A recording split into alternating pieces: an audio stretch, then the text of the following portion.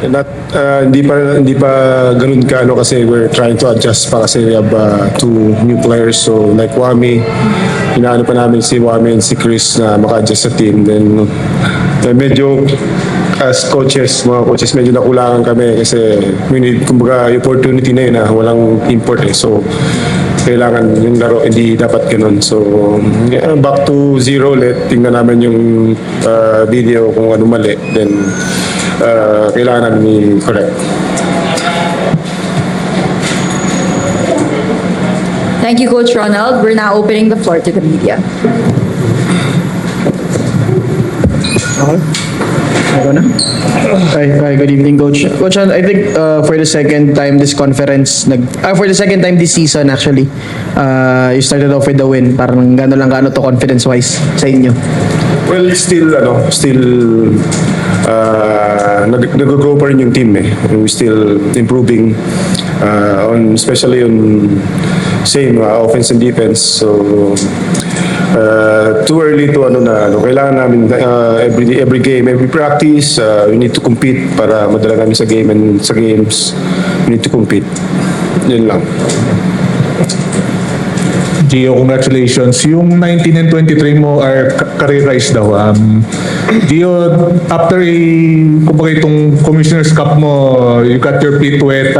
Anong goals mo ngayong Governor's Cup for you individually and siyempre team-wise? Ako naman po, ako po, siyempre yung team po namin, nawalan po kami ng mga players, so yung mentality lang naman po is just step up lang, and today po ako lang po yung nakapag-step up, pero any given day naman po yung mga teammates ko po, like kaya naman po nila mag-step up. So ano lang naman po to like today, araw ko lang po siguro, tapos sa susunod na araw, teammates ko naman po yan. Anong biggest takeaway mo nung last conference na dadali mo for this Governor's Cup? Siguro po, kailangan ko lang po maging patient at saka magtiwala lang po siguro sa sarili. Si Coach Ronald po araw-araw pong sinasabihan na magtiwala lang po sa sarili ko at saka be strong lang po talaga. So yun lang po siguro. Coach, your assessment sa import mo after 25-16 tonight? Well, what can you ask? Double-double pa rin. Double-double si Justin.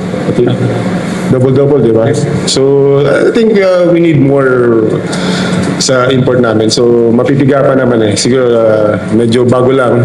And hindi pa siya ganun dun sa pace ng game na gusto namin. So, same like Wami and Chris na nag-a-adjust pa. So, hopefully by couple of games makikita natin yung laruan. Coach, kumusta si Wami nga with his comeback dito sa Terra Firma? How is he adjusting? Tsaka siya ba uling same Wami nung dati dito sa Terra Firma? Well, Wami is still Wami. In practice, I know Wami kasi for how many years yung player namin si Wami. Pero siguro iba yung style ng playing namin before nang he was here. Sa niraran namin yung system niya, offense and defense. So, still trying to adjust. And even Chris, even the import. Okay? Ano lang yung adjustments mo after Jerry Kahan-Casey nung first conference mo ngayon naman si Wami? Yun si Kuya Wangin po, like, tinutulungan niya rin naman po kami. Leader po talaga siya eh. So, malaking tulong rin po na napunta po sa team namin. At siyempre kami, puro mga bata rin po kami. So, yung leadership po nila Kuya Mav, malaking tulong po sa amin. Especially ako, big ako eh. So,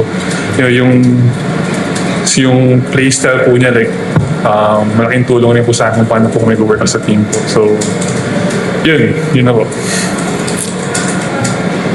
Coach, Sunday, you go up against NLEX. Coach Jimmy ang kalaban mo. Same the plus mo, thoughts mo lang dun sa matchup na yun? I think magandang laban kasi yung pace ng laro alos same eh. So we'll see kung sino makauna, makapag-adjust kung anong tatapon ng kabilang team. Then excited rin na makita ko si Coach Jimmy kasi nakasama ko pa si Coach Jimmy sa San Miguel eh. Okay.